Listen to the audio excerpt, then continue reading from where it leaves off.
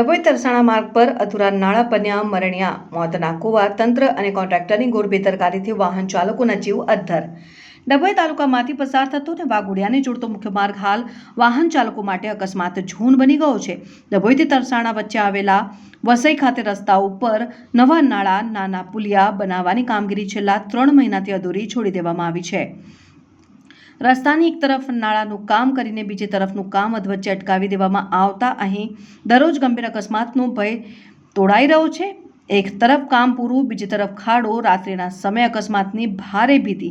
સ્થાનિકોના જણાવ્યા અનુસાર તરસાણા પાસે નાળાનું નિર્માણ કાર્ય શરૂ તો કરવામાં આવ્યું હતું, પરંતુ કોન્ટ્રાક્ટર દ્વારા એક તરફનો ભાગ બનાવીને બીજી તરફનું કામ છેલ્લા 3 મહિનાથી રોકી દેવાયું હતું।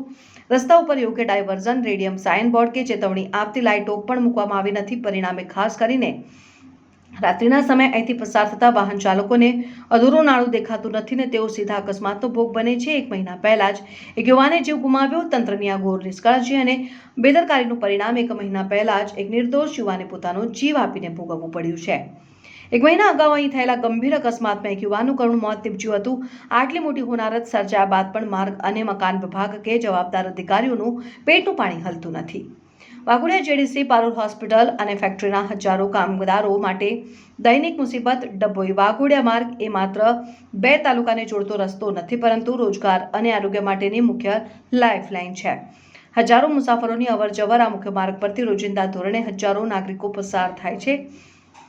વાઘોડિયા જેડીસી તેમજ આસપાસની વિવિધ ફેક્ટરીઓમાં કામકાજ અર્થે જતા હજારો શ્રમિકો માટે આ રસ્તો દૈનિક મુસાફરીનો માર્ગ છે અને દર્દીઓ અને વિદ્યાર્થીઓ, પારુલ હોસ્પિટલ અને શૈક્ષણિક સંસ્થાઓમાં જતા દર્દીઓ, સગાઓ અને વિદ્યાર્થીઓ પણ આ જ રસ્તાનો ઉપયોગ કરે છે। આવા મહત્વના માર્ગ પર નાળાનું કામ અટકાવી દેવાતા દરરોજ મુસાફરો અને વાહન ચાલકો પોતાનો જીવ હથેળીમાં મૂકીને પસાર થવા મજબૂર બન્યા છે। સરકારી બાબુઓ અને કોન્ટ્રાક્ટર વચ્ચેની લોલમલોલ પર જનતાના તીખા સવાલો। ડભોઈ તાલુકામાં વિકાસના નામે ચાલતી આવી અધૂરી કામગીરીને લઈને સ્થાનિકોમાં ભારે આક્રોશ વ્યાપી ગયો છે। લોકોમાં ચર્ચા છે કે અધિકારીઓ અને કોન્ટ્રાક્ટરની મિલીભગત અને નિષ્કાળજીને કારણે જ આવા કામો સમયસર પૂરા થતા નથી। જનતા પૂછી રહી છે આકરા સવાલો। શું તંત્ર હજુ પણ કોઈ મોટા અકસ્માત અને વધુ નિર્દોષ લોકોના મોતની રાહ જોઈ રહ્યું છે કે કામ અધૂરું છોડીને ભાગી ગયેલા અને પ્રજાના જીવ સાથે રમત રમતા કોન્ટ્રાક્ટરને બ્લેકલિસ્ટ કરવામાં આવશે કે નહીં? અકસ્માત સર્જાય તેવા સ્થળે યોગ્ય સાઇન બોર્ડ કે સુરક્ષાના સાધનો મૂકવામાં અધિકારીઓ કેમ આળસ કરી રહ્યા છે? સ્થાનિક રહીશો અને વાહન ચાલકોની એક જ માંગ છે કે તંત્ર તાત્કાલિક ઘોર નિદ્રામાંથી જાગે, અધૂરા નાળાનું કામ ઝડપથી પૂરું કરાવે અને જવાબદાર કોન્ટ્રાક્ટર સામે કડકમાં કડક કાર્યવાહી કરે।